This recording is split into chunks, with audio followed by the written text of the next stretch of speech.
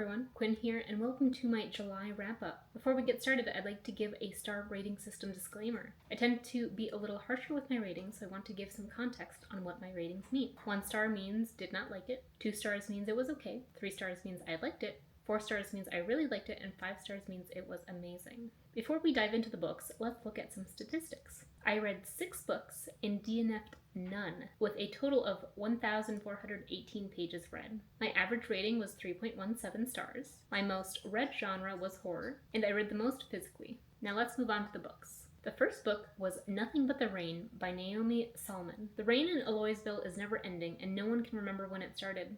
There's not much they can remember. With every drop that hits their skin, a bit of memory is washed away.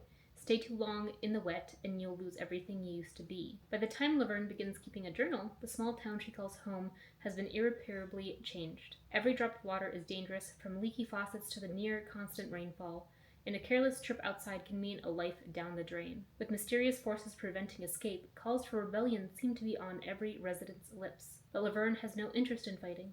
She has no interest in rebellion, she just wants to survive. This was a fun short read. I read this during Summerween, and it has a really interesting dystopian future plot with an ending I really enjoyed. I was a little nervous on how the story would progress, given how short it was. I gave this a 3.5 star. Into the Drowning Deep by Mira Grant. 7 years ago, the Atargatis set off on a voyage to the Mariana Trench to film a mockumentary bringing to life ancient sea creatures of legend. It was lost at sea with all hands. Some have called it a hoax, others have called it a maritime tragedy. Now a new crew has been assembled, but this time they're not out to entertain. Some seek to validate their life's work. Some seek the greatest hunt of all. Some seek the truth. But for the ambitious young scientist Victoria Stewart, this is a voyage to uncover the fate of the sister she lost. Whatever the truth may be, it will only be found below the waves, but the secrets of the deep come with a price.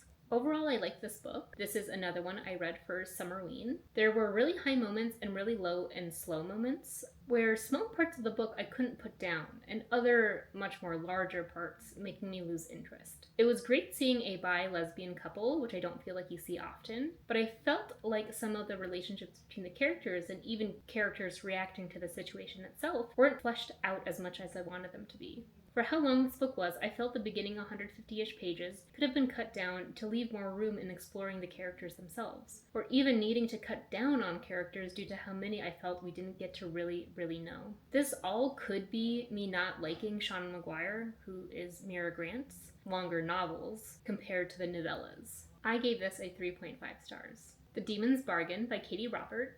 Lenora made a mistake. She trusted the wrong man, and in a moment of weakness, he stole a family heirloom from her. Her only chance to get it back will be during Samhain, when the shadow market opens and magical folk gather for 3 days to celebrate, and unfortunately, she can't do it alone. She needs a demon. Ramanu's entire existence is making bargains. They're a bargainer demon, after all. They've had their eye on Lenora for some time now, so they're pleased when she summons them to help with her little thief problem, especially because it means spending time in close proximity with her. Lenora thought she could get away with a bargain that didn't require 7 years of service, but when Ramanu informs her those are the terms, she decides to go it alone, even though the demon wants to tag along to the market. But as the clock ticks down and all of Lenora's attempts to reclaim her amulet fail, making a deal with Ramanu might be the only option she has. This was a reread with some friends. This still held up so well. Ramanu is 100% my fave of the ones I've read in the series. Their personalities just chef kiss, and then with Lenora, both are swoon-worthy. I gave this a 4 stars. This is How You Lose the Time War by Amal El-Mukhtar and Max Gladstone.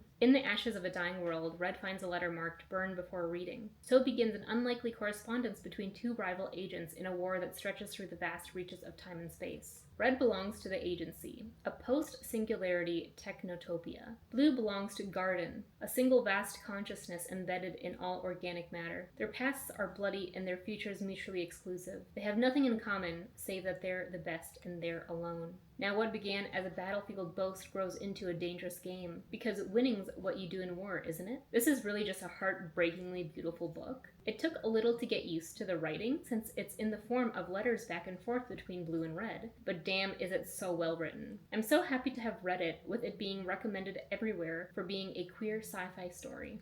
I gave this a 4 stars. New and Selected Poems, Volume 1 by Mary Oliver. Mary Jane Oliver was an American poet who won the National Book Award and Pulitzer Prize. Her work is inspired by nature rather than the human world, stemming from her lifelong passion for solitary walks in the wild. I always thought Mary Oliver was a nature poetry writer, and that is what I was expecting, just raw nature. But what I got instead was a weird mix of pessimistic nihilism sprinkled around the idea of nature. I didn't feel closer to nature, I just kind of felt down. I gave this a 2 stars.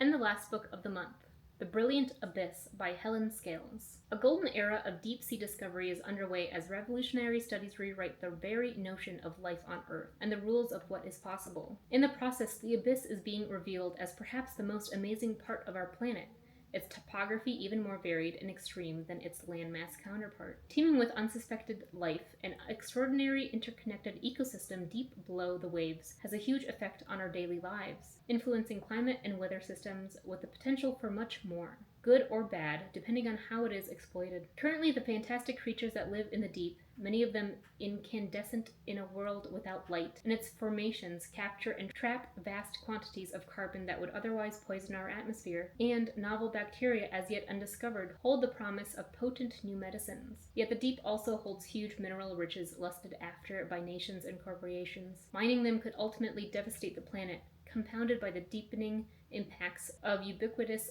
pollutants and rampant overfishing. I tend to like a good balance of science and personal story with my nature nonfiction, and this leaned way towards the science side. But I'm not gonna lie, I think maybe a lot of this just went over my head. I felt like the first part could have been one of those nature documentaries, just about the wildlife in the ocean. The next part, I don't even remember. And then the final part, a documentary about deep ocean mining and why it is bad. Which, yes, I agree. But the people who are reading this book don't need to be convinced a million times. I gave this a 2 stars. And that wraps up my reading. I was hoping to read much more in July. I had a lot more planned for my summer TBR in general, and that just might be how my summers are. I hope your July reading month was good. Let me know how your summer reading is going. And as always, this is Quinn signing out.